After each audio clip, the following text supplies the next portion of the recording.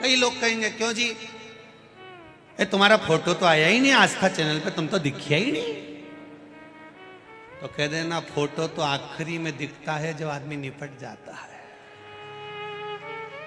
हमने क्या दिया, क्या करा, कैसे करा।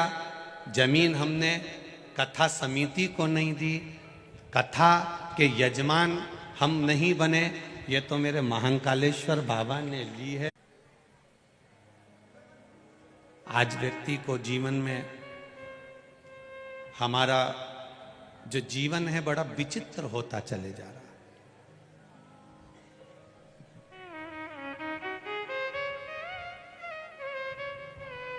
दो के कारण व्यक्ति की जिंदगी नरक हो जाती है कभी कभी। विक्रमादित्य राजा महाकाल शिव महापुराण की कथा उज्जैन में प्रारंभ हो रही है।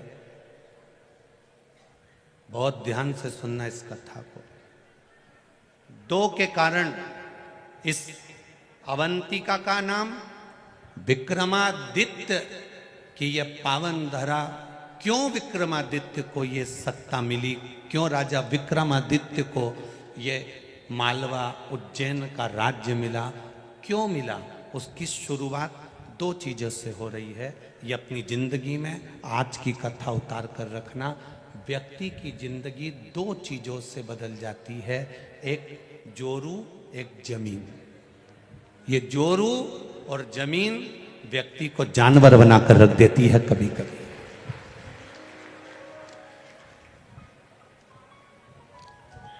एक जोरू, एक जमीन, ये व्यक्ति को कभी कभी जानवर तक बना देती है। और कभी कभी ऐसा वैराग्य उत्पन्न कर देती है कि हम उस जोरू और जमीन दोनों को छोड़कर परमात्मा की शरण में चले जाते हैं। दोनों। महाराज,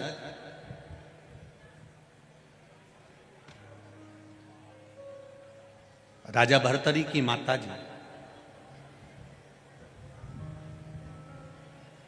अवंतिका नगरी में विद्वान विद्वान ब्राह्मण बैठे हैं। बड़े बड़े संत, साधु, सन्यासी, तपस्वी, साधक, उपासक इस अवंतिकापुरी में निवास करते हैं। बड़े बड़े मठाधीश, पीठाधीश इस पावन धरा में रहते हैं। ब्राह्मण इस धरा पर बैठकर अपने वेदों का वाचन करते हैं। ऐसी पुण्यमय धरा पर जहां पर वेद पढ़ने वाले ब्राह्मण रह रहे हो, संत रह रहे हो, साधु रह रहे हो, सन्यासी रह रहे हो, तपस्वी रह रहे हो, साधक रह रहे हो, उपासक रह रहे हो, ये कोई साधारण सी धरा नहीं है उज्जैन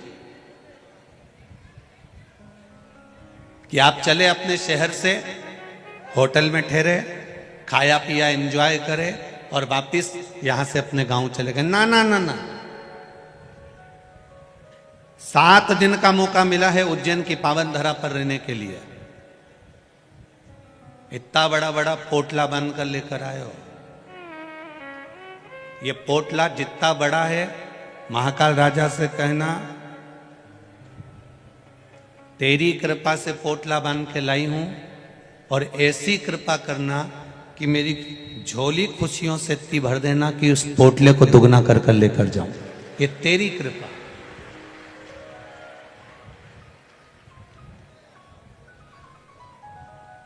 दो 2016 में कुंभ हुआ। उस कुंभ के बाद में अगला कुंभ जब आएगा 12 वर्ष में, तब अपन देखेंगे। और उस समय भी देवादिदेव महादेव ने दिखाया तो देखेंगे, पर उससे पहले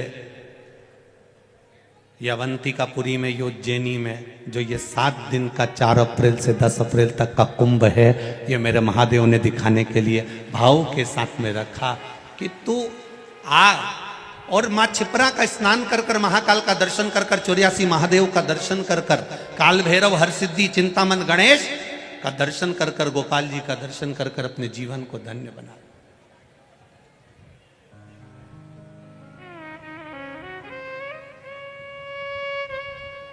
बहुत सारे लोग मिलेंगे जो आसपास में खड़े रहेंगे,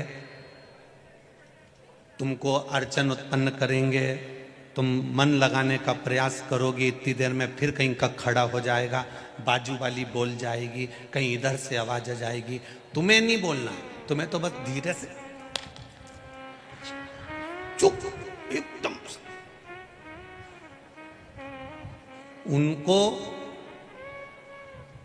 उनको भी भगवान ने भेजा है कि तुम कोई कथा सुने तो थोड़ा जरा ध्यान रखना, धीरे धीरे इनको थोड़ा थोड़ा सा बोलते रहना, तो इनका ध्यान हट जाएगा। ध्यान हट जाएगा तो अगर इनका ध्यान महाकाल की कथा से हटा तो फिर मुझे इनका कल्याण करने नहीं जाना पड़ेगा। उनको भेजा गया। जिस दिन तुम्हारा प्रदोष का व्रत रहता है, जिस दिन तुम्हारा एकादशी का व्रत रहता है, जिस दिन तुम्हारा सोमवार का व्रत रहता है, जिस दिन तुम्हारा मंगलवार का व्रत रहता है, जिस दिन तुम्हारा कोई व्रत रहता है, सबसे ज्यादा गुस्सा तुम्हें उसी दिन आता है। सबसे ज्यादा क्रोध किस दिन आएगा? उसी दिन आएगा। क्यों? क्योंकि तुमने जो व्रत करा उस व्रत में तुम्हारे मुख से ऐसा शब्द निकलना चाहिए, ऐसा शब्द निकलना चाहिए जिसके कारण तुम्हारा करा हुआ सारा व्रत बस गलत बोलने से, आड़ा टेढ़ा बोलने से, अपशब्द बोलने से वो व्रत पूरा की पूरा खंडित हो जाए, पूरा खंडित।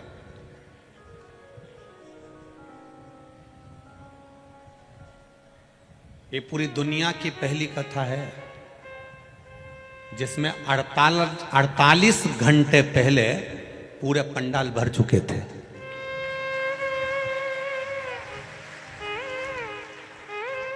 ये दुनिया की पहली कथा है। इतने बड़े बड़े पंडाल 48 घंटे पहले भर चुके थे। और कई कई मैडम हो नवाएंगी खजूर वाली चोटी कर करके और कहेंगी हमको आगे बैठने दो, तुम हमें पहचानते नहीं हो। तो मेरा निवेदन है, हम किसी को नहीं जानते, हम सब इकट्ठे और महाकाल के पट्टे हैं। बस बहुत सारे आएंगे, आंख दिखाएंगे, तुमसे कहेंगे तुम बाद में मिल लेना, तो कह देना जिसने कहा बाद में मिल लेंगे, हम उनसे बाद में, हम क्या मिलेंगे, महाकाल राजा मिलेगा। आपसे निवेदन है, विचार करना। ये 48 घंटे से बैठे हैं। कितने घंटे से? 48 घंटे से आस लगा के बैठे हैं। 2 दिन हो गए इनको ऐसा कैसा डेरा जमाए हुए, ऐसी कैसे बैठे हुए। बस एक आस लेके बैठे हैं, 1 बजेगी, 4 बजे तक कथा मिलेगी। वहीं खा रहे, वहीं रह रहे। भक्त लोग सेवा में लगे, कोई केला बांट रहा, कोई बॉटल बांट रहा, पानी दे रहा, कोई कुछ ले जाकर दे रहा, कोई बिस्कुट दे रहा, अपनी जगह पर 48 घंटे से बैठकर कथा का इंतजार कर रहे हैं। और तुम 2 मिनट में न लाइन खींच के, न डब्बा भर के, ने धागा से नुचवाई के तुरंत जाके बैठ जाओ। नहीं, कथा में हम आगे बैठे तो फिर तुम सोचो कि महाकाल राजा है, वो साधारण नहीं, न्याय बहुत प्रबल करता है, उसको तुमने अभी जाना नहीं है। बहुत कठिन है, बहुत कठिन। करो भजन, स्मरण करिए, भक्ति करिए, नाम जाप करिए, नाम कीर्तन करिए, मंत्र जाप करिए, भगवान की भजन करिए। अवंतिका नगरी में जितने दिन रहो, उज्जैन की नगरी में जितने दिन रहो, जितने दिन महादेव की पावन धरा पर, कंकर शंकर की भूमि पर रहो, 84 महादेव की धरा पर रहो, अवंतिकापुरी में जितने दिन रहो, काल भैरव की धरा पर, मां हरसिद्धि की धरा पर, चिंतामन गणेश की धरा पर जितने दिन निवास करो, उतने दिन तुम्हारे मुख से श्री शिवाय नमस्तुभ्यम निकलना चाहिए। पल पल में जपना, पल पल में भजन करना। वो राजा है, अपनी प्रजा से रोज मिलने जाता है। मेरा विश्वास करता है दुनिया में कहीं किसी राजा की सवारी नहीं निकलती, केवल उज्जैन में महाकाल राजा की सवारी निकलती है। प्रतिदिन हर सोमवार बड़े से बड़े फंक्शन में, सावन हो, भादो हो, कुंवार हो, कार्तिक हो, कोई भी अधिक मास हो, मेरे महाकाल बाबा अपनी प्रजा से मिलने के लिए साथ निकलते हैं, केवल उस प्रजा का हाल जानने के लिए। तो मेरा विश्वास कहता है अभी भले महाकाल राजा की सवारी ना निकले, पर मेरा विश्वास कहता है वो ताले तोड़कर रोज 7 दिन तक तुमसे मिलने के लिए आएगा। प्रतिदिन आएगा, प्रतिदिन। जमीन व्यक्ति को जानवर बना देती है कभी कभी, और कभी कभी हमारे जीवन को बदलाव भी कर देते। हुआ वही हुआ। शिव कथा कर रही है, राजा भर्तरी जी की मां सौम्य दर्शना, क्या नाम था उनकी माता का? जम के बोलो जरा। सौम्य दर्शना। राजा भर्तरी, राजा विक्रमादित्य की माता का नाम था सौम्य दर्शना, जो भगवान शिव की परम उपासक थी। इसी अवंतिका में ने रहना, मां चिपरा का तट, मां चिपरा का स्नान और बाबा देवादिदेव महादेव का भजन, देवादिदेव महादेव का स्मरण। सौम्य दर्शना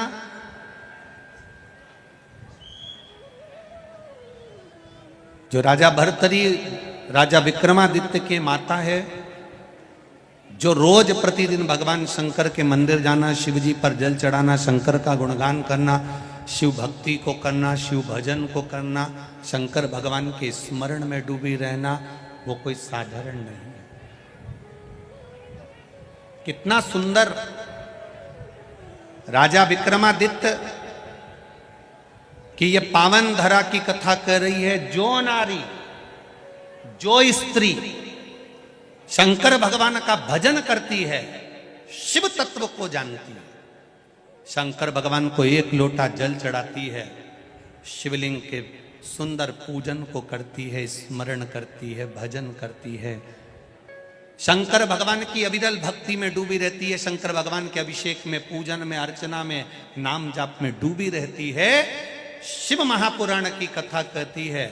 और ये अवंतिका नगरी की पावन कथा कर रही है। और इस अवंतिका का इतिहास कहता है, वो नारी मान लो अपने कर्म के कारण, पूर्व के कर्म थे, पुराने कोई कर्म होंगे जिसके कारण बस हो सकता है कि नारी का सौभाग्य रहता ना रहता, कोई अपने पति के कंधे पर जाती, कोई नहीं जा पाती। तो मान लो हमारे पूर्व के कर्म के कारण अगर नारी के जीवन में कोई कष्ट आ जाता है तो शिव महापुराण की कथा कहती है, राजा भर्तरी की माता, राजा विक्रमादित्य की माता सौम्य दर्शना का चरित्र कहता है कि स्वयं देवादिदेव महादेव कहते हैं, सौम्य दर्शना, जो नारी तेरे जैसी शंकर की आराधना में डूबी रहती है, वो नारी फिर अगला जन्म ना तो कभी बेधब्य का पाती हो, ना कभी बांझ का पाती है, उसको शिव स्वयं भक्ति प्रदान करता है।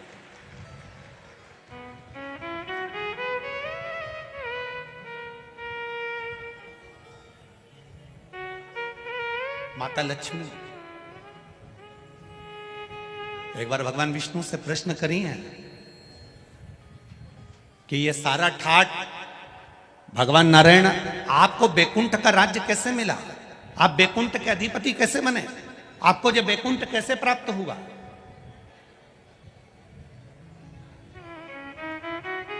राम जी महाराज, भगवान विष्णु आप राम जी के अवतार हुए, राम जी बनकर आपने अयोध्या का राज्य भोगा, कृष्ण का अवतार लिया, द्वारका का राज्य भोगा, मथुरा का राज्य भोगा, ब्रज का राज्य भोगा। आखिर आपको ये राज्य हर घड़ी, हर पल, हर क्षण कैसे प्राप्त होते हैं? किस तरह? भगवान विष्णु से माता लक्ष्मी ने प्रश्न करा है विष्णु पुराण के अंतर्गत, और कुर्म पुराण में भी, कुर्म पुराण में भी इसका वर्णन प्रश्न किया, ये आपको सुख कैसे मिल जाता है? आपको बैकुंठ का राज्य मिल गया, आपको द्वारका का राज्य मिल गया, आपको अयोध्या का राज्य मिल गया, आपको रावण की लंका दूसरे की थी वो लंका का राज्य आपको प्राप्त हो गया, ये कैसे प्राप्त हो जाता है? भगवान विष्णु ने अपनी धर्म पत्नी माता लक्ष्मी से कहा, लक्ष्मी मैं प्रतिदिन शंकर के शिवलिंग की आराधना करता हूं। लक्ष्मी जी ने कहा, क्या नाथ, मैं शिवलिंग की आराधना कर सकती हूं? क्या मैं शंकर के शिवलिंग का पूजन कर सकती हूं, उसकी आराधना कर सकती हूं? भगवान कहते हैं, भगवान विष्णु ने माता लक्ष्मी से कहा, लक्ष्मी, सारे देवी देवताओं ने अलग अलग शिवलिंग का निर्माण करा। किसी ने पारद का शिवलिंग बनाया, किसी ने मोती का शिवलिंग बनाया, किसी ने स्फटिक का शिवलिंग बनाया, किसी ने स्वर्ण का शिवलिंग बनाया, किसी ने हीरे का शिवलिंग बनाया, किसी ने पन्ना का शिवलिंग बनाया। तुम्हारी मर्जी पड़े, तुम वो शिवलिंग का निर्माण करो। माता लक्ष्मी ने सुंदर आनंद के साथ एक पुखराज का शिवलिंग का निर्माण करा और सुंदर माता ने उस शिवलिंग की आराधना और पूजन करना प्रारंभ कर दिया। अब क्या मिला माता लक्ष्मी जी को? लक्ष्मी जी को मिला क्या?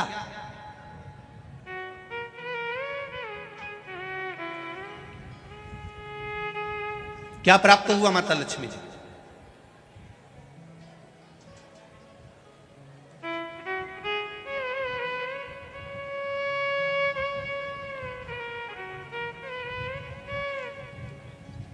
भगवान कृष्ण की प्रिया है राधिका जी, राधिका जी के प्रिय हैं भगवान कृष्ण।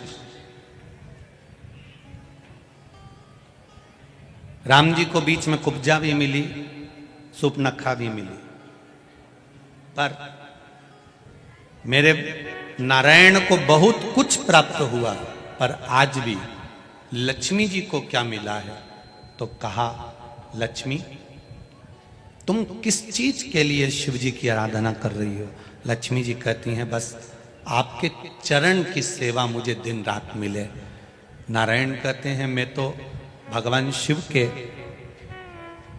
सेवा में लगा रहता हूं और आप मेरे चरण की सेवा मांग रही हो? तो मेरे चरण की सेवा ऐसे नहीं मिल सकती। कोई देगा तो वो देवाधिदेव महादेव ही दे सकते। घोर तप माता लक्ष्मी ने करना प्रारंभ करा। शिवलिंग का स्नान कराती, शंकर भगवान का अभिषेक करती, शंकर भगवान की पूजन करती, शिव जी का सुंदर आनंद से श्रृंगार करती। मेरे देवाधिदेव महादेव, मेरे कालाधिपति महाकाल राजा, मेरे विश्वनाथ भगवान स्वयं उस शिवलिंग में से प्रकट होकर बोले, लक्ष्मी, तुम्हें क्या चाहिए? लक्ष्मी जी कहती हैं, प्रभु, आपने मेरा विवाह नारायण के साथ तो कर दिया, पर नारायण दिन रात आपकी सेवा में लगे रहते हैं, तो उनके चरण मुझे नहीं मिल पाते। शंकर भगवान ने कहा, मैं वचन देता हूं लक्ष्मी, तू नारायण के चरणों में सदा विराजमान मिलेगी।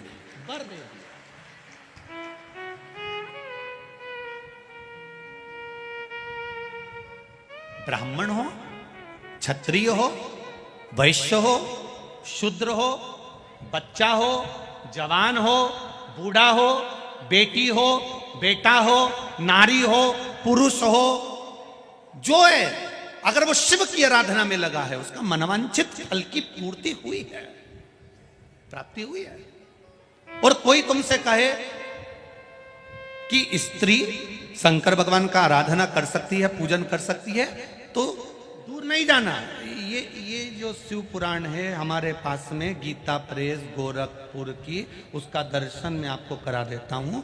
ये शिव पुराण गीता प्रेस गोरखपुर की है, तुम भी बाजार से लेकर आना। इसका 73 नंबर का पेज निकाल कर पढ़ना विद्येश्वर संहिता में से। उसमें लिखा हुआ है, जो नारी शंकर भगवान का स्नान कराती है, श्रृंगार करती है, पूजन करती है, वो संसार सागर से मुक्त होकर मां पार्वती की परम सखी बनकर विराजमान होती है।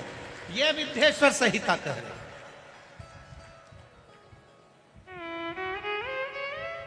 और इसी शिव महापुराण का 73वें नंबर का पेज पढ़ने के बाद में 75 नंबर पेज को पढ़ना विद्येश्वर संहिता का।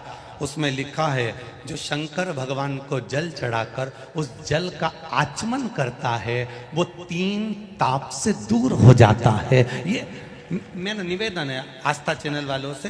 पन्ना मैं निकाल रहा हूं और उसको मैं लाइन से, अक्षरों पर लाइन दिखा रहा हूं। मेरा निवेदन है, आप भी बताना कि शंकर जी पर जल चढ़ाकर पीने का कितना लाभ है। प्रश्न नंबर 75।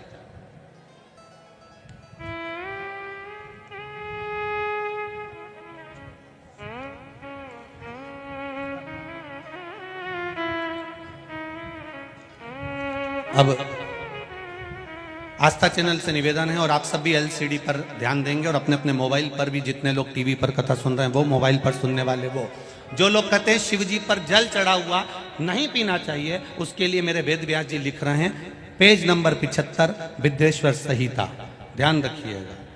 जो मनुष्य, उंगली पर ध्यान देंगे जो टीवी पर चल रही है, जो मनुष्य शिवलिंग को विधि पूर्वक स्नान कराकर उस स्नान के जल का 3 बार आचमन करता है, उसके कायिक, वाचिक और मानसिक तीनों प्रकार के पाप शीघ्र नष्ट हो जाते हैं। ये शिव पुराण। अब शंकर भगवान के शिवलिंग पर चढ़ा हुआ नैवेद्य, शंकर भगवान के शिवलिंग पर चढ़ा हुआ प्रसाद खा सकते हैं कि नहीं खा सकते? कोई कहता है महाराज जी स्वान की योनि हो जाएगी, कुत्ता बन जाओगे, कोई कहेगा ये बन जाओगे, कोई कहेगा वो बन जाओगे। अब उसको पढ़िए, पेज नंबर 75, शिव महापुराण, विद्येश्वर संहिता, मेरी उंगली चल रही वहां पर ध्यान देना। भगवान शिव का नैवेद्य अग्रह है। इस भगवान भावना को मन से निकाल दें कि शिव जी का चढ़ा हुआ प्रसाद नहीं खाया जाता, ये भावना मन से निकालें। शिव के नैवेद्य को देख लेने मात्र से भी सारे पाप दूर हो जाते हैं, खाने की तो बात ही दूसरी है। अब क्या लिखा है अगली लाइन, उसको खा लेने पर तो करोड़ों पुण्य अपने भीतर आ जाते हैं। आए हुए शिव नैवेद्य को, जो शंकर का प्रसाद है, शिव जी पे चढ़ा हुआ नैवेद्य है, अगर वो आपके सामने आ जाए उसको सिर झुकाकर प्रसन्नता पूर्वक खा लेना चाहिए। जो शंकर के चढ़े हुए नैवेद्य को ये कह देता है कि थोड़ी देर से खाऊंगा, वो पाप में लिप्त होता चले जाता है।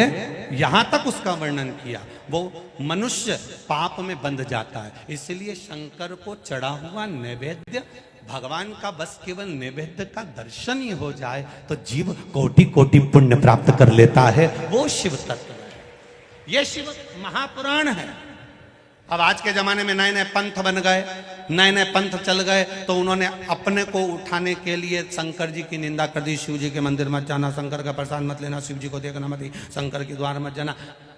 हम किसी पंथ की पुस्तक की बात नहीं करते, क्योंकि सबने अपने अपने पंथ बनाए तो सबने अपने अपने भाव से लिखा। हम वेद व्यास जी ने जो विद्येश्वर संहिता में लिखा, उस शिव महापुराण का वर्णन करते हैं, जो आपने 75 नंबर पेज, गीता प्रेस गोरखपुर की शिव महापुराण पुस्तक का आनंद करते हुए इस पुराण में पढ़ा। विद्येश्वर संहिता स्मरण, भ्रांति निकालो मन से। लोग भटकाएंगे, लोग तुम्हें भ्रमित करेंगे, तुम शंकर जी की आराधना करने लगोगे, भगवान का भजन करने लगोगे, भक्ति में डूबने लगोगे, डूबने लगोगे, डूबने लगोगे, डूबने लगोगे, तो लोग तुम्हें भ्रम उत्पन्न करेंगे। शंकर मंदिर मत जाना, शिव जी का प्रसाद मत लेना, शंकर जी पे चढ़ा हुआ जल मत पीना, लोग तुम्हें भ्रमित करेंगे। उस भ्रम से निकालती है मेरी शिव महापुराण की कथा। आप एक एक शब्द का स्मरण करो। मेरा निवेदन है, जिसने शिव को जान लिया उसने संपूर्ण जीवन भगवान के सुपुर्द अपना कर दिया और अपने जीवन को सार्थक बना लिया। तेरी कृपा बिना न हिले एक भी अणु, लेते हैं सांस तेरी कृपा से तनु तनु। बखान क्या करूं मैं राखों के ढेर का, चपटी भभूत में खजाना कुबेर का। विचार करिए, शिवलिंग का स्पर्श जीव को तार देता। इसलिए महाराष्ट्र में, दक्षिण में, साउथ में लिंगायत शिव संप्रदाय होती है। करें दर्शन आप लोगों ने। लिंगायत शिव संप्रदाय में नारी त्रिपुंड लगाती है।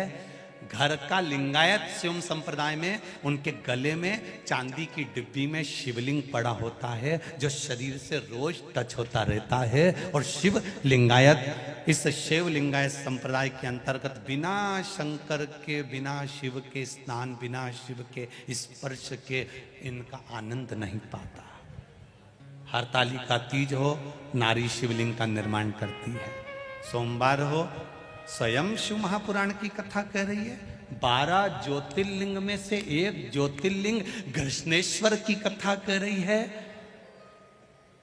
सुधर्म नाम के ब्राह्मण की 2 धर्मपत्नी थी, घोषमा और सुदेहा। सुदेहा के घर में संतान नहीं हुई, घोषमा के घर में संतान हुई। घोषमा क्या करती थी? ये 12 ज्योतिर्लिंग में से शिव महापुराण की कथा कर रही है कि घोषमा का एक नियम था, शिवलिंग का निर्माण करती थी, उसका पूजन करती थी, बेलपत्र चढ़ाती थी, आराधना कर कर शाम के समय पर शिवलिंग को विसर्जन कर देती थी। उसका नियम था। अब कोई कहे नारी, कोई कह दे शिवलिंग का स्पर्श नहीं करना चाहिए। 12 ज्योतिर्लिंग में से घृष्णेश्वर की कथा कर रही है, 12 ज्योतिर्लिंग में से एक ज्योतिर्लिंग की कथा कर रही है, भगवान शिव की कथा कर रही है। घोषमा सुधर्म नाम के ब्राह्मण की 2 धर्मपत्नियां, सुदेह और घोषमा। घोषमा अब शिवलिंग का निर्माण करना, पूजन करना, आराधना करना, अर्चना करना, शिवलिंग का आराधना में डूबी रहना। अपने बेटे को इसने सुदेहा को दे दिया था। सुदेहा को लगा मेरी बहू मुझे नहीं पूछती, इसने अपने बेटे के टुकड़े कर कर कपड़े में बांधकर तालाब में फेंक दिया था। घोषमा शिव जी का पूजन कर कर, शिवलिंग का पूजन कर कर जब शिवलिंग विसर्जन करने के लिए गई तो हाथ जोड़कर कहती है मैंने बेटे का दर्शन बहुत दिन से नहीं करा। शंकर भगवान ने 1 हफ्ते पहले मर गया था बेटा, पानी में टुकड़े कर कर डाल दिए थे। शंकर भगवान के शिवलिंग की पूजन वो घोषमा करती थी, इसलिए उसका बेटा 1 हफ्ते बाद पानी में से तैरता हुआ बाहर आया तो घृष्णेश्वर महादेव कहलाया। 12 ज्योतिर्लिंग में से एक ज्योतिर्लिंग है घृष्णेश्वर महादेव, जो घोषमा नाम की नारी भगवान शंकर की आराधना करती है। माता लक्ष्मी शिव की आराधना करती है, सावित्री माता शिव की आराधना करती है, अनसुईया माता शिव की आराधना करती है, मां अहिल्या शिव की आराधना करती है। और यहां तक वर्णन करा राजा भर्तरी की माता, राजा विक्रमादित्य की माता सौम्य दर्शना। ये अवंती का नगरी का इतिहास कहता है, राजा भर्तरी की मां, राजा विक्रमादित्य की मां सौम्य दर्शना शंकर की आराधना करती है, शिव भक्ति में डूबी रहती है। एक दिन राजा भर्तरी ने अपनी मां से सौम्य दर्शना से गोदी में बैठकर पूछ लिया, मां तू इतने सालों से शिव की आराधना कर रही है, तू इतने सालों से शंकर भगवान की आराधना कर रही है, मां मां शिव क्या देते हैं, भोलेनाथ क्या देते हैं, शंकर क्या प्रदान करते हैं? कथा के जितने भी मुख्य यजमान बनकर बैठे हैं बड़े ध्यान से सुनना। आपने शंकर भगवान को 1 बेलपत्र दी है, आपने शंकर भगवान को 1 चावल का दाना दिया है, आपने शंकर भगवान को 1 पुष्प की पंखड़ी दी है। शिव क्या देते हैं आप, शंकर क्या प्रदान करते हैं आपको? तो सौम्य दर्शना ने कहा, जब व्यक्ति विपदा की घड़ी में खड़ा होता है, विपदा की घड़ी एक ऐसी होती है जिस घड़ी में सब साथ छोड़ देते हैं, उस समय पर महादेव कदम से कदम मिलाकर साथ चलते हैं। कदम से कदम मिलाकर महादेव साथ चलते हैं। आज अवंतिकापुरी में रहने वाले, उज्जैन में रहने वाले ये विचार करें, उज्जैन में रहने वाले ये विचार करें, अरे भैया बंडागर रोड पे कथा हो रही है, बहुत भीड़ है, अपार भीड़ है, गाड़ियां भी बहुत दूर रोकी जा रही है, हम तो घर में बैठ के कथा सुन लेंगे। हमारा निवेदन है, संसार सागर बहुत घिरा हुआ है, उस संसार सागर से पार उतरना है तो महाकाल की धरा पर विठलेश सेवा समिति कथा नहीं करा रही है, तो महाकाल ने निमंत्रण दिया तो कथा हो रही है।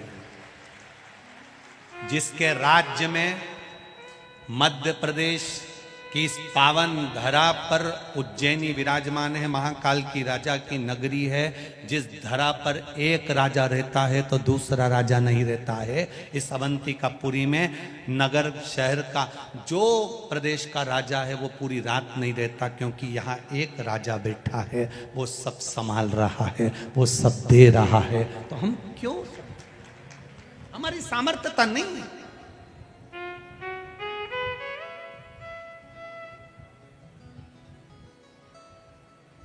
कितनी चिलचिलाती धूप, गर्मी। जब मालूम पड़ा कि 48 घंटे पहले ही ये टेंट ऑन भरा गए, तो हमने भी तुरंत सूचना दी।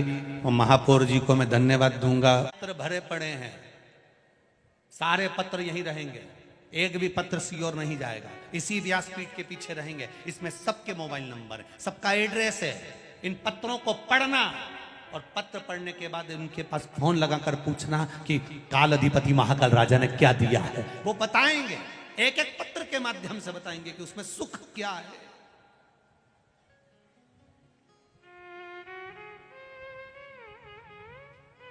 हमें ना तो किसी का भविष्य लिखना आता है, ना हम तुम्हारा कोई इतिहास लिख सकते हैं कि तुम कहां से आई, कहां जाएगी, कितनी रोटी खाएगी और कितों के प्राण खाएगी, कितों को तकलीफ दोगे। ये हमें लिखना नहीं आता, क्योंकि हम भविष्यवक्ता नहीं है।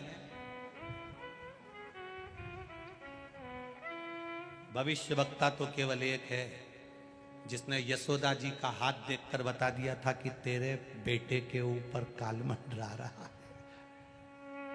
गया था, श्री कृष्ण के दर्शन करने चले सदा शिव गोकुल में। वो गया था शंकर भगवान, जिसने तुम्हारी किस्मत में लिखा कि इसको ये तकलीफ आएगी, और तुमने अगर शंकर जी को एक लोटा जल चढ़ाया, बस हाथ में लोटा पकड़ा, शिव जी को चढ़ाया।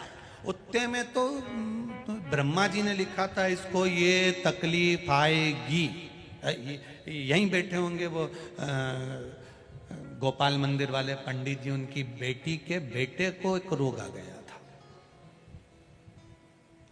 और रोग साधारण नहीं था, बहुत बड़ी बीमारी हो गई थी। बच्चा था सा, अगर होगा तो बच्चा बैठा है कि पंडित जी, अच्छा छोटा सा बच्चा कैंसर जैसा रोग से ग्रसित हो गया। क्या करें, केवल शिव महापुराण की कथा पंडित जी की धर्म पत्नी ने श्रवण करी। एक लोटा जल चढ़ाती, शंकर की आराधना करती, बेलपत्र लाती, खिलाती जाती। छोरा इतना सा कहता, मम्मी तोरी तोरी लगे, नानी तोरी तोरी लगे, खा ले खा ले। शिव पुराण में सुना है, खा समाप्त हो गया। ये शिव तत्व है, ये शंकर है। लिखना देवताओं का काम है, भाग्य लिखना ब्रह्मा जी का काम है। भाग्य में कितना दुख लिखा ये उसने लिख दिया, पर भाग्य को बदल देना किसी दूसरे का काम नहीं है। वो काल अधिपति महाकाल राजा मेरे महादेव का कार्य है, वो बदल देता, बदलेगा। अकाल मृत्यु वो मरे जो काम करे चंडाल का, काल उसका क्या बिगाड़े जो भक्त हो महा। काल अधिपति है। कई लोग कहेंगे इतनी भीड़ में जाकर क्या करोगी, कितनी गर्मी। एक बार जरा पीछे पलट कर देखोगे तो पूरे खेत में लोग गर्मी में बैठे हुए हैं, बिना टेंट के भी। और 3 घंटे की तो कथा है, उससे पहले जगह संभाली होगी धूप में भी, तो कितने घंटे पहले संभाली होगी, विचार करिएगा जरा। जितने यहां हैं उतने रोड पर चल रहे हैं केवल बैग ले लेकर आने के लिए।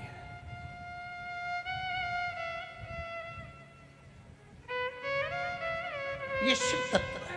क्या मिलेगा कहेंगे लोग, क्यों जा रहे हो, क्या मिलेगा।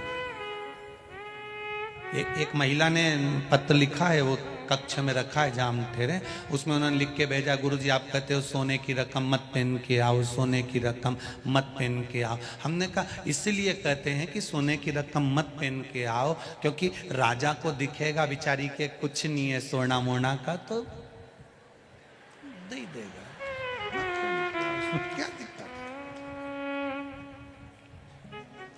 अपने को तो इस अवंतिका से सीखना है ना, राजा विक्रमादित्य से सीखो तो सरी करता क्या था। बस इतना शंकर जी का भजन करा, इतना शंकर जी का भजन करा, इतना शंकर जी का भजन करा कि मेरी मां शंकर जी का भजन करती थी तो मैं भी करूंगा। उन्हें भजन करते करते करते करते करते करते शंकर जी से मांगा तो मांगा क्या कि कुछ नहीं, एक लोहे की कढ़ाई दे दो। शंकर भगवान ने कहा लोहे की कढ़ाई का तू क्या करेगा रे, अवंतिका का राजा विक्रमादित्य, तू लोहे की कढ़ाई का करेगा क्या। राजा विक्रमादित्य कहते हैं इसमें बस कुछ नहीं करूंगा ने, इसमें बस केवल तेल उकाल के इनमें पूड़ी तलुआ। अब बता पूड़ी तलने के लोहे की कढ़ाई। हाँ, राजा विक्रमादित्य को सोने की एक लोहे की कढ़ाई दे दी गई, शंकर जी ने दी, और पूड़ी तो नहीं तला। रोज सुबह नहा धो के वो कढ़ाई में उकलते हुए तेल में खुद कूद जाता। शंकर जी तुरंत दौड़ के आए, क्या कर रहा है, कुछ नहीं।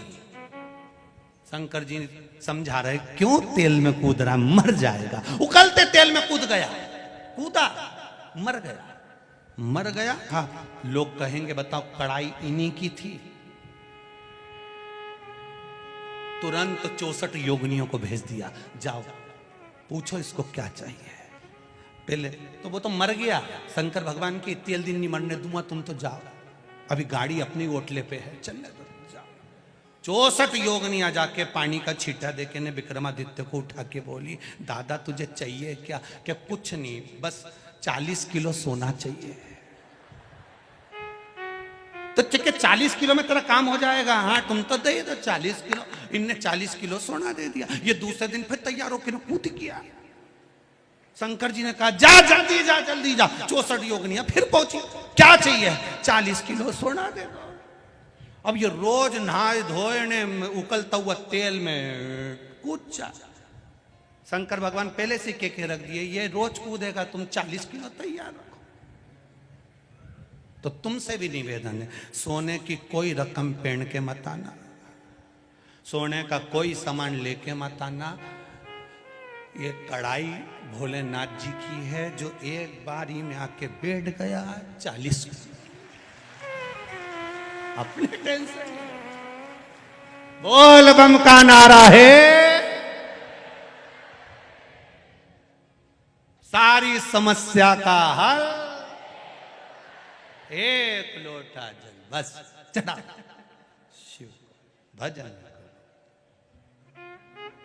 शिव। और जब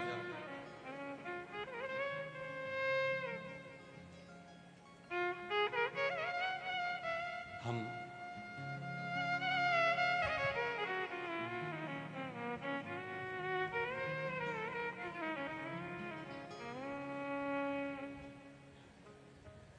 छिपरा तट पर रहिए वो महाकाल को भजिए।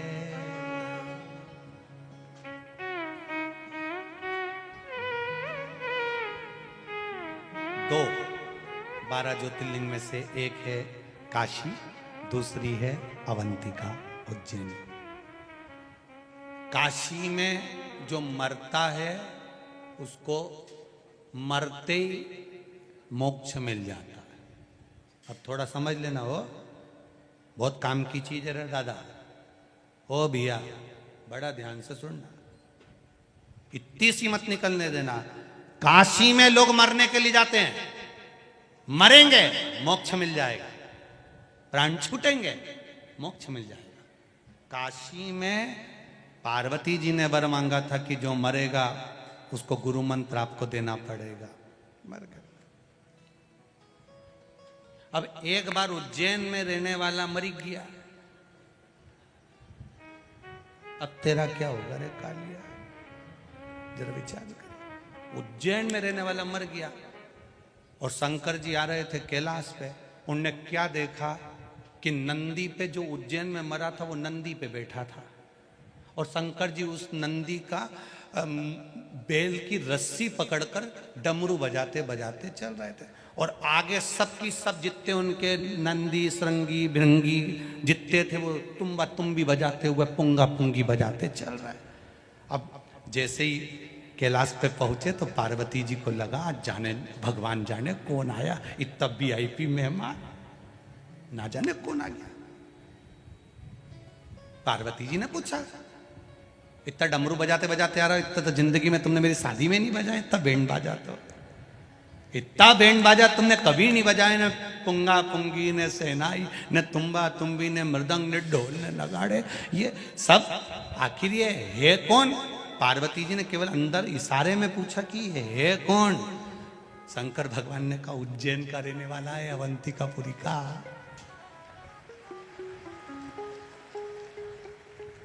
तो अवंतिकापुरी का रहने वाला है। हाँ, तो जैसे काशी में मरने वाले को मुक्ति दे दो, ऐसे अवंतिकापुरी मरने वाले को मुक्ति दे दो।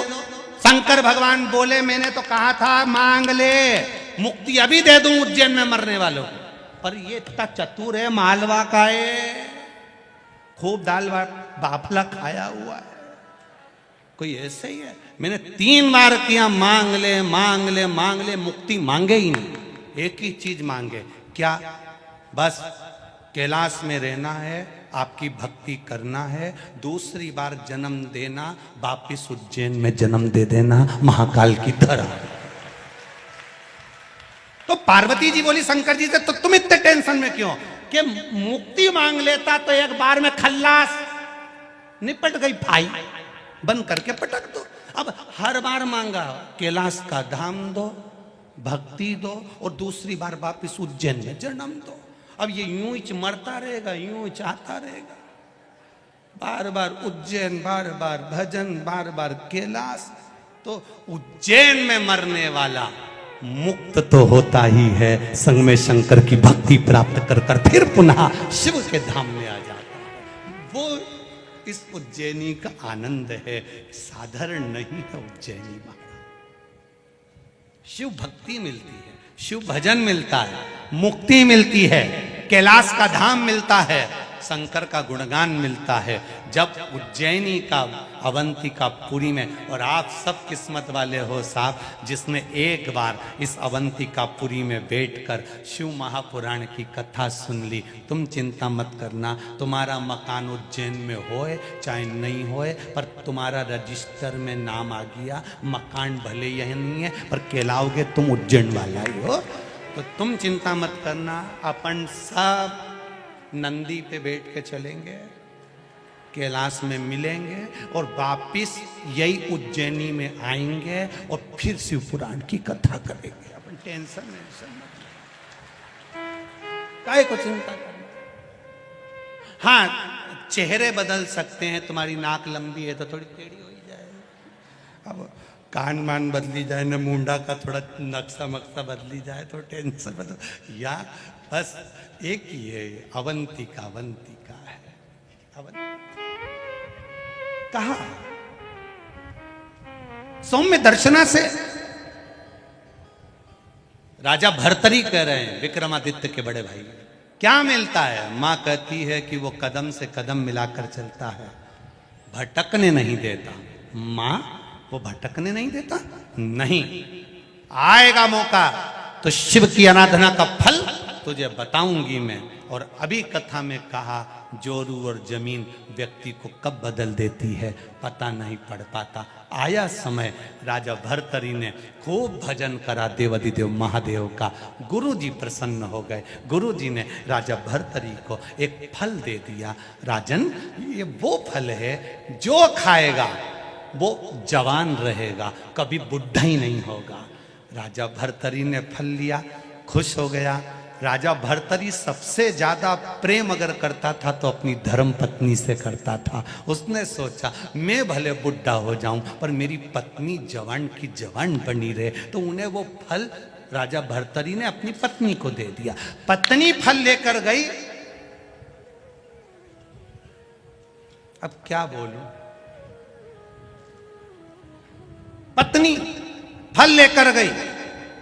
राजा भर्तरी की धर्म पत्नी, राजा भर्तरी सबसे ज्यादा प्रेम पत्नी से करता था, इसलिए उसको बूढ़ी होते नहीं देख सकता था, तो उसको फल दे दिया। पत्नी फल लेकर गई। वो सेनापति को ज्यादा चाहती थी, राज्य के सेनापति को बहुत प्रेम करती थी।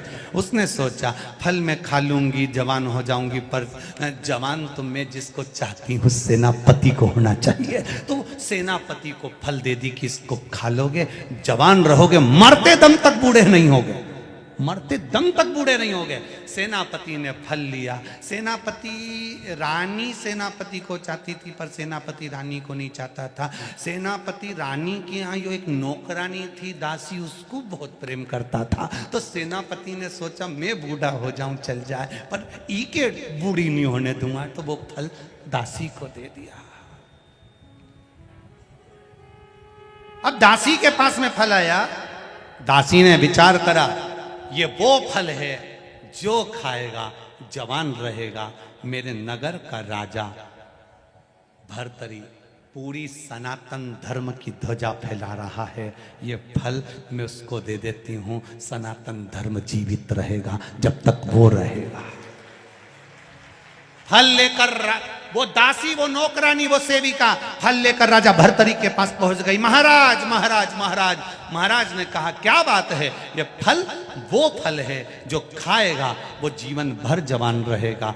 भर्तरी के हाथ में फल आया। फल आते से ही भर्तरी ने देखा ये तो मैंने रानी को दिया था। नौकरानी से, दासी से पूछा ये फल तुम्हारे पास कैसे आया। उसने बताना नहीं चाहा। राजा ने उसको डराया, धमकाया। तब उसने कहा सैनिक मुझे चाहता है, ये फल मुझे सैनिक ने दिया।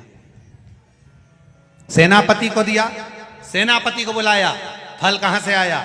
डराया, धमकाया, सेनापति बताने को तैयार नहीं। कहा रानी मुझे बहुत ज्यादा प्रेम करती है, रानी ने दिया। रानी को फल लिया।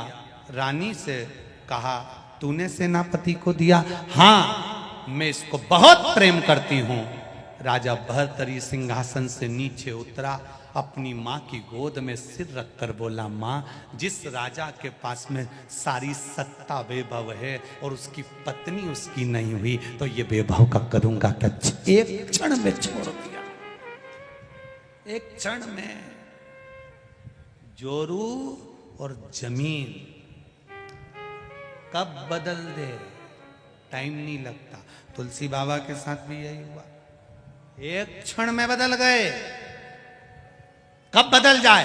भाई भाई की जमीन रहती है, परिवार की जमीन रहती है, कुटुंब की जमीन रहती है। एक परिवार की जमीन 1 इंच भी जमीन ऊपर लेके नहीं जाएगा, पर उसके लिए अदालत में लड़ लड़ के मर जाएगा।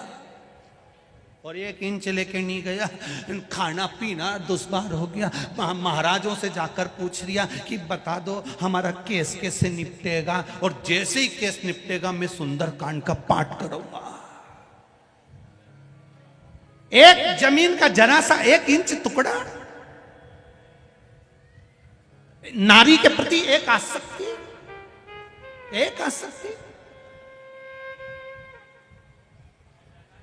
कर दिया।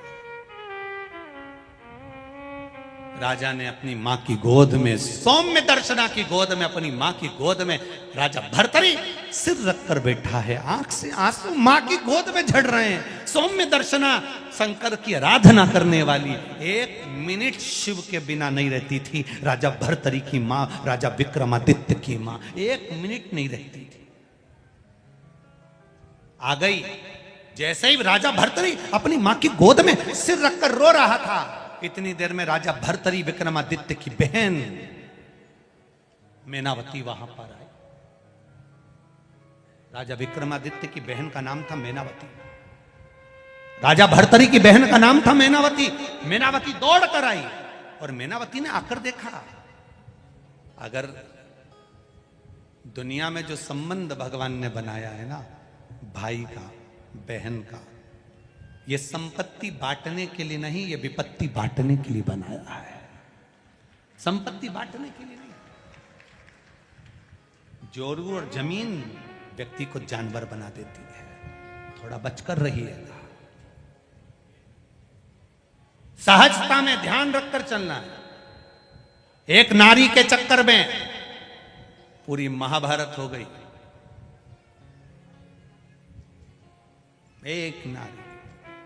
एक नारी के चक्कर में पूरी रामायण हो गई। अगर वो सूर्पणखा नहीं जाती राम जी के पास और भाई से कह रही मैं तो पानी पीने गई थी।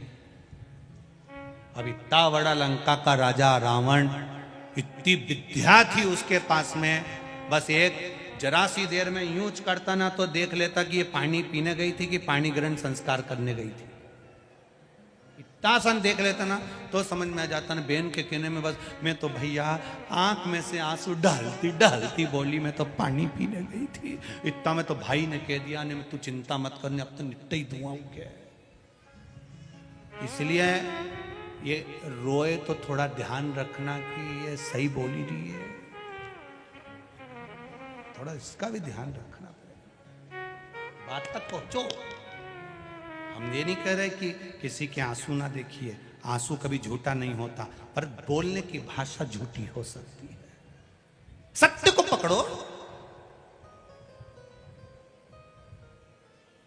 वेद व्यास जी ने शिव महापुराण के एक एक शब्द को जनमानस के कल्याण के लिए लिखा है। आज पूरा विश्व, आज पूरा देश विदेश में जो शंकर भगवान के भक्ति बढ़ी है, और ये वेद व्यास जी ने जो शिव पुराण दी है हमको आपको, ये कोई साधारण नहीं दी है, ये शिव जी ने दी है। राजा भर्तरी मां की गोद में, मां सौम्य दर्शना की गोद में सिर रखकर रो रहे हैं। बहन मैनावती आ गई, राजा विक्रमादित्य राजा भर्तरी की बहन मैनावती। और मैनावती ने आकर कहा, मैनावती आकर बोली भैया संसार में जन्म लेने वाला व्यक्ति मृत्यु लोक में अगर आपने जन्म लिया है और कोई ने आपको धोखा दिया है, भैया वो चिंता का विषय नहीं है।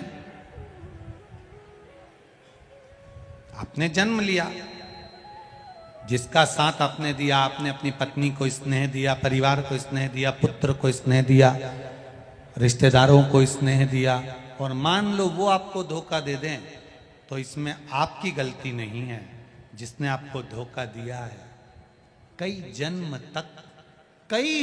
तक वो आपके दरवाजे पर, आपकी चौखट पर एक रोगीला जीव बनकर, श्वान बनकर पड़ा रहता है। मैनावती कह रही है, राजा भर्तरी राजा विक्रमादित्य की बहन, जिनकी मां इतनी संस्कारवान हो, शंकर जी के मंदिर जाना, शिव जी का आराधना करना, शिव भक्ति में डूबे रहना, शंकर का गुणगान करना, तो उनके बच्चे कितने संस्कारित होंगे, जरा विचार करिए। उनके बच्चे कितने संस्कारवान, जरा विचार करिए। राजा भर्तरी भी भगवान की भक्ति में डूबने वाले थे, राजा विक्रमादित्य भी भगवान की भक्ति में डूबने वाले थे, और उनकी बहन मैनावती वो भी भगवान की भक्ति में डूबने वाली।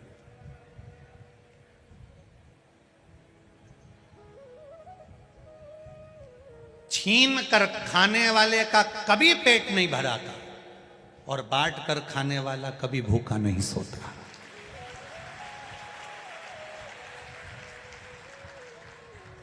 ये जितने लोगों ने यहाँ भंडारा लगाया, कोई पोया बांट रहा, कोई फल बांट रहा, कोई केला बांट रहा, कोई पानी बांट रहा, कोई छाछ बांट रहा, कोई कुछ बांट रहा, कोई कुछ बांट रहा, इन्होंने आज भले तुमको खिला दिया, पर इन्होंने जीवन पर्यंत रजिस्ट्री करवा ली कि तेरे घर के बच्चे कभी जिंदगी में भूखे नहीं मरेंगे, ये निश्चय।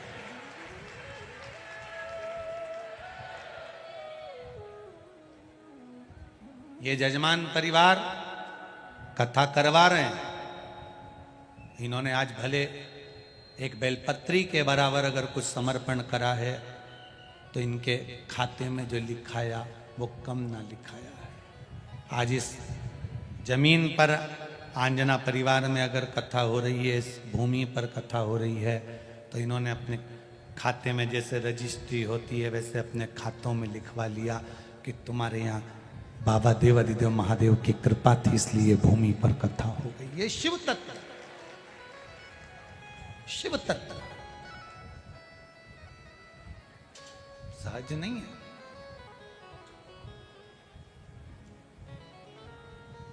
मैनावती ने कहा, राजा भर्तरी की बहन बोली, आपने उसको पूर्ण समर्पण दिया, आपने उस पर भरोसा करा, आपने उस पर विश्वास किया, आपने भरोसे के साथ उसको कुछ दिया। उसने अगर आपका भरोसा तोड़ा है, उसने अगर आपका विश्वास तोड़ा है, तो इसमें आपका घाटा नहीं हुआ है, घाटा उसका हुआ है। देने वाले ने तो दे दिया। जैसे सच्चा जो भगत होता है, भगवान की भक्ति में जो सच्चा व्यक्ति डूबा रहता है और उसके साथ कोई खिलवाड़ कर जाए, उसके साथ अगर कोई उसको धोखा दे जाए, सच्चा है वो, ईमानदारी से भगवान के भजन में लगा है, भगवान की भक्ति में लगा है, और उसको अगर कोई तकलीफ दे रहा है, उस पर इल्जाम लग रहा है, उसको अपशब्द कहा जा रहा है, उसको ताना दिया जा रहा है, वो तो अपनी जिंदगी अच्छे से जी लेगा। पर जिसने इल्जाम लगाया, ताना दिया, अपशब्द कहा, आड़े टेढ़े वचन बोले, वो सुख की जिंदगी नहीं जी पाता। ये मैनावती कह रही है अपने भाई भर्तरी से, अपने भाई भर्तरी से। वो सहजता की जिंदगी नहीं जी सकता। सच्चा जो संत होता है, सच्चा जो साधु होता है, सच्चा जो तपस्वी होता है, सच्चा जो शंकर भगवान का उपासक होता है, सच्चा है, उसके मुख से कोई बात निकली तो वो पत्थर की रकील हो जाती है, और उस पर जो चलता है उसका फल उसको अवश्य प्राप्त होता है, निश्चित है। और इसका जवाब हमारे यहाँ तुलसीदास जी की कथा कहती है, गोस्वामी तुलसीदास बाबा को, कितना कितना जो इसका मुख देखेगा उसको दुख भोगना पड़ेगा, इसके माता पिता चले गए, ये चले गए, वो चले गए, भाग्य देखा तो लिख दिया ये भाग्य विहीन है। गुरु के चरणों में गया, गुरु ने उसको संभाला। फिर भी गांव के लोग, नगर के लोग, मोहल्ले के लोग अपशब्द कहते थे।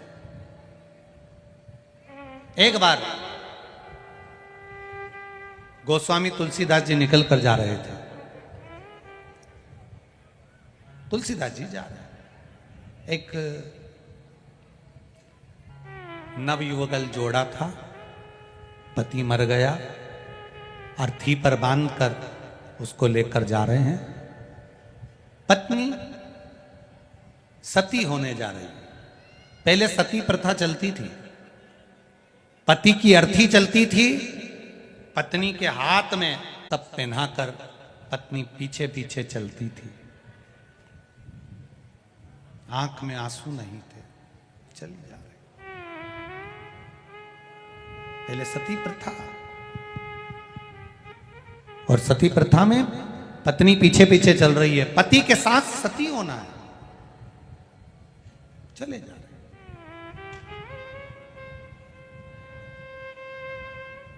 तुलसीदास जी निकल कर जा रहे थे, तुलसीदास बाबा निकल कर जा रहे हैं। और तुलसीदास जी जब निकल कर जा रहे थे तो वो जो जिसका पति मर गया था और वो हाथ में जो मौली बंधी थी, सती होने जा रही थी, तो उसने विचार करा ये ब्राह्मण का बालक निकल के जा रहा है, लोग इसको दिन रात गाली देते हैं, आड़ा ताड़ा बोलते हैं, अपशब्द बोलते हैं, कैसा भी है पर है तो ब्राह्मण ना, है तो ब्राह्मण। कई लोग कहते हैं ये ब्राह्मण होकर मदिरा पीता है, ब्राह्मण होकर गाली बकता है, ब्राह्मण होकर अपशब्द कहता है, ब्राह्मण होकर ताने देता है, ब्राह्मण होकर गलत काम करता है। वो कुछ भी करे, आपको उससे मतलब नहीं, ठीक है, उसके कर्म का दंड वो भोगेगा, पर अपन ब्राह्मण की निंदा क्यों करे, है तो ब्राह्मण। जाने वाली उस स्त्री ने सती होने से पहले चलते चलते अर्थी चल रही थी, पीछे पीछे वो चल रही थी, उसने सोचा ब्राह्मण है, उस नारी ने सिर पे पल्लू रखकर ब्राह्मण के चरणों को प्रणाम किया। गोस्वामी तुलसीदास जी को प्रणाम किया। जब गोस्वामी तुलसीदास जी को प्रणाम करा तो तुलसीदास जी के मुख से निकल गया, अखंड सौभाग्यवती। अरे बोलो तो जम के, अखंड सौभाग्यवती भव। अब जैसे ही कहा अखंड सौभाग्यवती भव, तो जितने लोग अर्थी लेकर जा रहे थे सब कहने लगे ये देखो ढोंगी को, ये बामन है, ये ढोंगी है, इसको देखो जरा, प्रपंची को, कपटी को, झूठे को, ढोंगी को। पति मर गया, सती होने जा रही है, और क्या बोल रहा है? बोलो बोलो जम के, अखंड सौभाग्यवती भव। इसको देखो, इसमें अक्ल है, ये ढोंगी में अक्ल है। इतनी गाली दी गांव के लोगों ने, इतनी गाली दी, इतनी गाली दी। स्त्री को भी कहा, किसके पांव पड़ गई थी वो? ढोंगी के, वो पापी के, कपटी के। इतनी गाली दी वो स्त्री के भी, तेरा पति मर गया, सती होने जा रही है, वो पांव पड़े तो उसके। स्त्री ने हाथ जोड़कर कहा, वो कुछ भी हो पर है तो ब्राह्मण, इसलिए मैंने उसके चरणों को धोख लगाई, प्रणाम किया। आड़ा टेढ़ा बोलती जा। अब गांव के लोगों ने कहा, क्यों रे ओ तुलसीदास, पागल हो गया है क्या? कैसी मूर्खों जैसी बात करते हो? उसकी पति मर गया, सती होने जा रही है, और तुम कह रहे हो अखंड सौभाग्यवती भाव। तुलसीदास जी कहते हैं, मैं झूठा हो सकता हूं पर राम का नाम झूठा नहीं हो सकता। मैं असत्य हो सकता हूं पर राम का नाम असत्य नहीं हो सकता। अगर मैंने भजन करते करते, मैंने कथा करते करते, मैंने शिव नाम, राम नाम जपते जपते अगर किसी को कुछ कह दिया है, तो उस वचन को निभाता वो है, कोई दूसरा नहीं निभा सकता, कोई दूसरा नहीं। कई लोग हमसे कहते हैं, तुमने ये पशुपति व्रत लिया है नया। ये व्यासपीठ से कथा करते करते ये शिव महापुराण का पाशुपत्य अस्त्र, पाशुपत्य व्रत का विधान शिव पुराण में लिखा है। अगर उस व्रत को दुनिया के लोग नहीं जानते थे तो हम क्या करें? शिव पुराण पढ़ी तो आपके सामने पशुपति व्रत रखा। अब पशुपति व्रत मुख से निकल गया, अब उसने निकलवाया, उसने किलवाया शिव पुराण से, तो अब वचन निभाएगा भी, तो वो निभाए। जो व्रत करे उसको फल मिले, ये उसके ऊपर, ये उसके ऊपर आधारित है। तुलसीदास जी ने कहा, मैं झूठ बोल सकता हूं, मैं असत्य बोल सकता हूं, पर मेरा राम सत्य है और सत्य रहेगा। इतने में तो गांव के लोगों को गुस्सा आ गया। उन्होंने कहा, चल हाथ पकड़ा और अर्थी नीचे रखो, नीचे रखो अर्थी। गांव के लोगों ने अर्थी नीचे रखी। देख, ये मरा कि नहीं मरा, ये मरा कि नहीं मरा, देख। तुलसीदास जी ने, सत्य है वो कभी मरता नहीं है, तो ये क्यों मरा? तुलसीदास जी बोले, भैया बोलो तो सरी। इतने में मुर्दा उठकर बोलता है, राम नाम सत्य है। उठ गया, सत्य बोल दिया। ये जो मुर्दे के पीछे तुम लोग राम नाम सत्य बोलते हो, ये सबसे पहले मुर्दे ने सत्य बोला था, तब लोगों ने राम नाम सत्य बोला। उठ गया। राम झूठा नहीं है, शिव झूठा नहीं है। वो तो दुनिया, आज के समय में कई लोगों को शंकर जी की मंदिर जाने से, शिव जी पे जल चढ़ाने से, शंकर जी का भजन करने से, शिव मंदिर में जो लोगों की भीड़ बढ़ रही है, उससे कई लोगों की बुद्धि बिगड़ती गई कि भाई ऐसे कैसे भीड़ बढ़ रही है, ऐसे कैसे लोग जा रहे हैं, ऐसे कैसे लोग जल चढ़ा रहे हैं। बस लोगों के मन में ये आ गया कि ये सनातन धर्म फिर आगे बढ़ने लगा, फिर बढ़ने लगा। तो जो विरोधी थे उन्होंने हर कुछ फिर बोलना प्रारंभ कर दिया शंकर जी के प्रति, जिससे लोग मंदिर जाना छोड़ दें, शंकर पे जल चढ़ाना छोड़ दें, आचमन करना छोड़ दें। दुनिया के लोगों को बुरा लगता है कि शिवजी पे चढ़ा हुआ जल पीने से कई लोग के मत पियो, कोई के पाप लग जाएगा। आज के जमाने में किसी ने ये नहीं किया कि मदिरा मत पियो, दारू मत पियो, गंदा काम मत करो, पर शंकर जी का जल पी रहे हैं तो के मत पियो। बस इनका चरण धोई धोई के पियो, ऐसा ऐसा महाराजों के। शिव जी का जल मत पियो, बस इनका चरण धो और पियो, उसमें पाप नहीं लगेगा। शंकर जी को चढ़ाया हुआ जल पीने में पाप लग जाए। शिव जी पे चढ़ा हुआ जल मात्र जहां से निकल कर जाता है ना, इतना पवित्र होता है कि शिव जी का जल जहां से बहकर जाता है उसको लांघा तक नहीं जाता है, इतना पवित्र होता है। कोई साधारण है? लांघा तक नहीं जाता। शिव तत्व को जा, आग लगे बस्ती में, क्या किसको रोइए,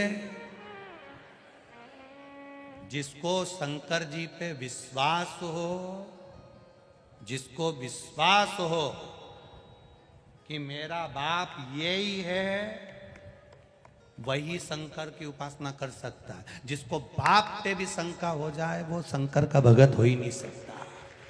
किसके भगत आप? शिव के। बोल बम का नारा है, बाबा एक सहारा है, शिव पर विश्वास। राम जी की कथा कहती है, शंकर विश्वास रूपिणो शिव पर करा भरोसा, कभी टूटता नहीं है। सब अगर कोई भजन करने वाला मरता है तो बैकुंठ से पार्षद आते हैं, लेकर जाते हैं, पर शंकर का भजन करने वाला मरता है तो कोई नहीं आता, शंकर खुद आकर उसको लेकर जाते हैं। कोई नहीं, शिवा। राम नाम सत्य है, शिव नाम सत्य है, कृष्ण नाम सत्य है, भगवान का नाम सत्य है। उसको पहचाना, उसको जाना। बहन मैनावती बोल दी, भैया किस भ्रम में जी रहे हो? अपनी माता ने, सौम्य दर्शना अपनी माता ने शंकर की आराधना करी है, शिव क्या भजन करा है। अगर आप शंकर का भजन कर रहे हो तो शंकर का भजन करने वाले के साथ अगर कोई धोखा करता है, शिव मंदिर से अगर किसी को दूर किया जाता है तो उसका भी नाम और निशान समाप्त हो जाता है। पहले एक महाराज आए थे, सोफे पे बैठकर बोलते थे, खूब कृपा बरसेगी। उन्होंने शंकर जी को घरों से निकाल कर पीपल के पेड़ में धरवा दिया, घरों से शिवलिंग को निकलवा कर छिपरा में ठंडा करवा दिया, घरों से शंकर जी का शिवलिंग सब ने निकाल के रख दिया। शंकर जी घर में नहीं होना चाहिए, ऐसे महाराज पैदा हुए। और फिर एक दिन शंकर जी ने उनको ही निकाल के पीपल के पेड़ के नीचे धर दिया। अब एक और पैदा हो गए, शिव जी पे चढ़ा जल मत पियो, शंकर जी का भजन मत करो, और पैदा होते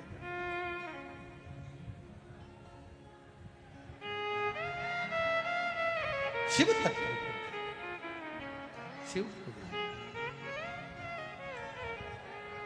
इस शिव महापुराण में जो जो लिखा है उसको दिल से आप लोगों के बीच में वर्णन करने का ये मौका मिलता है। शिव पुराण जो शंकर जी को भीतर उतार लिया, उसने अपने दुखों को इसमें कितने पत्र हैं ऐसे, किस किस पत्र को पढ़े, इतने पत्र हो, इतना अच्छा बात आप लोग लिख दिए हैं।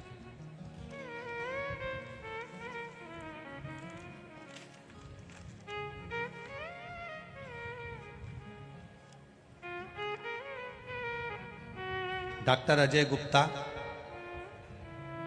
District governor, Lions club, Usha ji Gupta, कहीं बैठे हो तो ये आपका पत्र है, दोनों हाथ हिला सकते हैं। आप ही हैं, दोनों हाथ हिला दो एक बार। हर हर महादेव। गुरुदेव, एक पशुपति व्रत में ना जाने कितना कितना भाव लिखा गया है गुरुजी। पशुपति व्रत करने वाला व्यक्ति को अगर वो दिल से करे तो सब कुछ मिल जाता है। मेरी बेटी की शादी, मेरी बेटी को बच्चा, डॉक्टर साहब के जितने भी सरकारी कार्य थे मैंने केवल पशुपति व्रत करती रही और बाबा मेरी सुनता रहा और बाबा ने सब कुछ दे दिया। एक बार दोनों हाथ उठाकर हर हर महादेव। साधुवाद। Doctor Ajay ji Gupta, district governor Lions club, Usha Gupta. दिल से अगर मांगा है। एक पत्र और बड़ा सुंदर है, देखिए।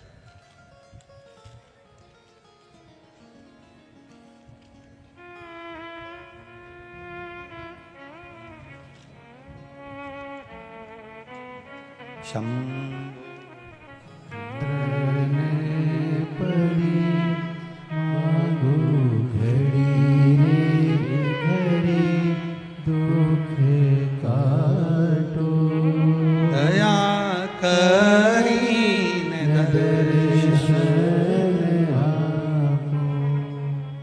मैं उषा पटेल देवास इटावा से हूं। कहीं बैठी हो तो हाथ हिलाइएगा। उषा पटेल देवास इटावा। कहीं बैठी हो तो दोनों हाथ ऐसे हिला देना।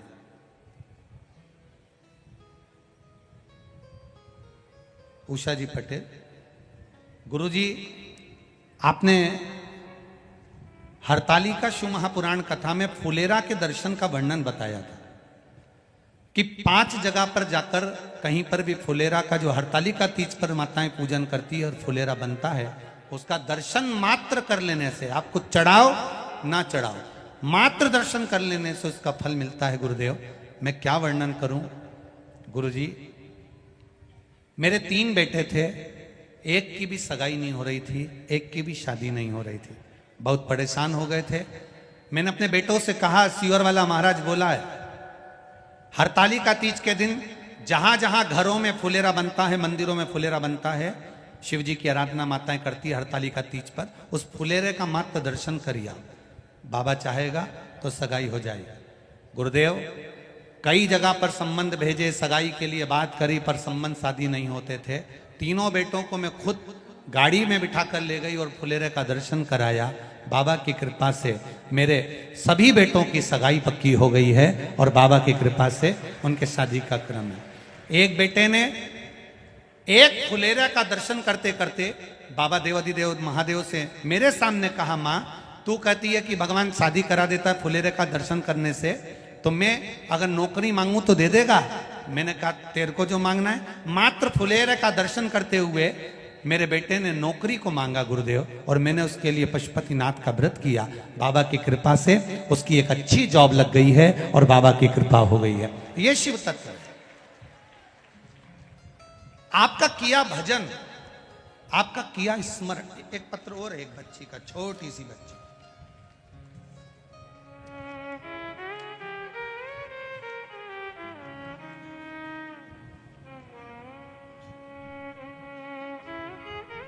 मैं पेप कुंवर, जादौन, मुरादापुर, लोदिया की रहने वाली हूं।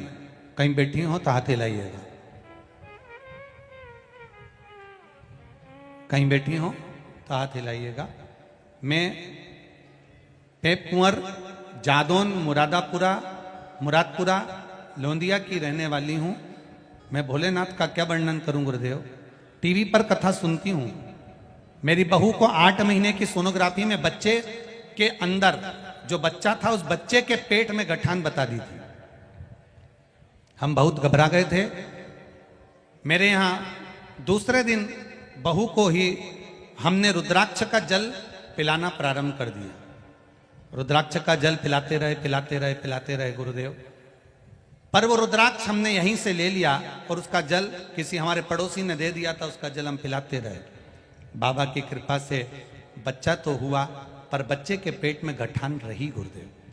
जब बच्चे के पेट में गठान हुई, 7/7/2022 को बच्चे ने जन्म लिया और बाबा की कृपा से उसके गर्भ में जो बच्चा था, बच्चे के पेट में गठान थी गुरुदेव। डॉक्टरों ने कहा इसके पेट में गठान है, उसका सीजर ऑपरेशन अभी करना पड़ेगा। वो गठान गली नहीं थी गुरुदेव। हमने उस डॉक्टर के कहने पर गठान का ऑपरेशन करवा लिया। जन्म लिए बच्चे के पेट की गठान का ऑपरेशन कराया। थोड़ा समय निकला गुरुदेव, अब दूसरी गठान उस बच्चे के पेट में हो गई। सोनोग्राफी कराई, फिर वापिस गठान आ गई। क्या करें? तब विचार करा आप करें क्या। तो पड़ोसन बोली देखो रुद्राक्ष मेरे पास पुराना रखा है जो मैंने आपको दिया था, पर सीहोर का नहीं है। अपन सीहोर चलते हैं, रुद्राक्ष लेकर आते हैं। और सीहोर से रुद्राक्ष लेकर आए गुरुदेव। बच्चे को 3 महीने उस रुद्राक्ष का जल पिलाया, क्योंकि जन्म लिया बच्चा था, दूसरी बार गठान उसके पेट में हो गई थी। गुरुदेव जल पिलाते पिलाते 3 महीने हुए और दूसरी सोनोग्राफी जब हुई तो डॉक्टर ने कह दिया इस बच्चे के पेट में जो गठान है वो गल चुकी है। मैं बच्चे का फोटो भी लगा रही हूं। जिस बच्चे का जन्म हुआ, जिसके पेट में गठान थी, ऑपरेशन हुआ, और बच्चे का दूसरा फोटो लगा रही हूं जब गठान गल गई है और बच्चा पूर्ण तरह से स्वस्थ है। मैं सारे फोटो लगाकर भेज रही हूं। श्री शिवाय नमस्तुभ्यं। शिव तत्व को जानना, करो भजन, करो इसमें शिव के करीब जाना, मतलब राम कृष्ण शंकर की अविरल भक्ति को प्राप्त कर जाना। अविरल भक्ति। मीनावती राजा भर्तरी की बहन अपने भाई को ज्ञान दे रही है। 3 प्रश्न हैं राजा भर्तरी के अपनी बहन मीनावती से।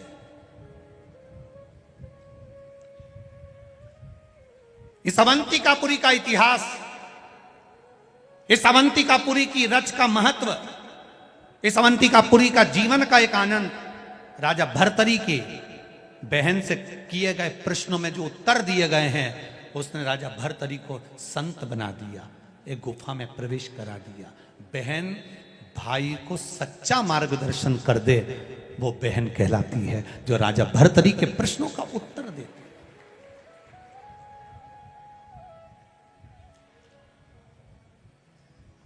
जैसे देवराज नाम का ब्राह्मण अंत समय में प्राण त्याग कर शिवधाम जाता है।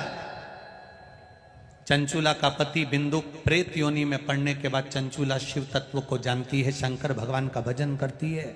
शिव महापुराण का महत्तम कहता है चंचूला शिव जी की भक्ति में ऐसी डूब जाती है कि वो चंचूला वेदव्य विधवा होने के बाद भी अंत में प्राण त्यागने के बाद पति के लोक को चली जाती है और फिर विधवा नहीं होती, अखंड सौभाग्यवती बनती है।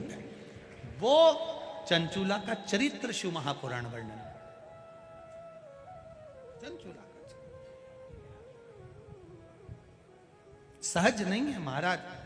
देवादिदेव महादेव स्वयं यजमान बने हैं महाराज जी, स्वयं यजमान। यहाँ जितने यजमान बैठे हैं अपने बाबा की कृपा समझना कि महाकाल राजा के रूप में आप लोग बैठे हो, शिव तत्व के रूप में बैठे हो। शिव की कृपा है आप। पुण्य की गुल्लक भराई होगी तब जाकर ये शिव महापुराण की कथा मिली।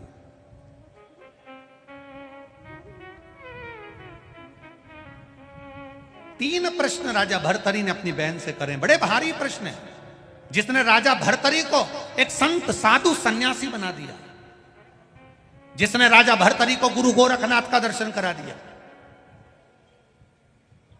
जिसने राजा भर्तरी की सेवा में 64 योगिनियों को पहुंचा दिया। ये राजा भर्तरी कोई सहज है?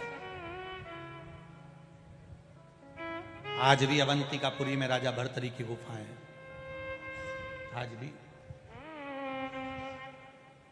करो दर्शन। वो 3 प्रश्न कौन से हैं, कल की कथा में अपन उसका स्मरण करेंगे। वो 3 प्रश्न पूरी अवंतिकापुरी उज्जैनी के लिए और पूरे राष्ट्र के लिए, पूरे विश्व के लिए एक बहन अपने भाई को बता रही है। एक बहन का संवाद अपने भाई के लिए है। वो 3 प्रश्न में जो पूरे सनातन धर्म के लिए गौरव का विषय रहा। विक्रमादित्य की बहन, राजा भर्तरी की बहन मैनावती का वो सम्मान राष्ट्र के लिए एक आनंद का विषय। कल उसको अपन श्रवण करेंगे। भगवान शिव ईश्वर जी गोरा जी बनकर माता पार्वती और भगवान शंकर जी आ रहे हैं। जोरदार ताली बजाएं, सभी भाव के साथ देवादिदेव महादेव का स्वागत करें। ईश्वर जी और गोरा जी के रूप में भगवान शिव और पार्वती के रूप में पधार रहे हैं। भाव भक्ति के साथ, आनंद के साथ आज कथा का प्रथम दिवस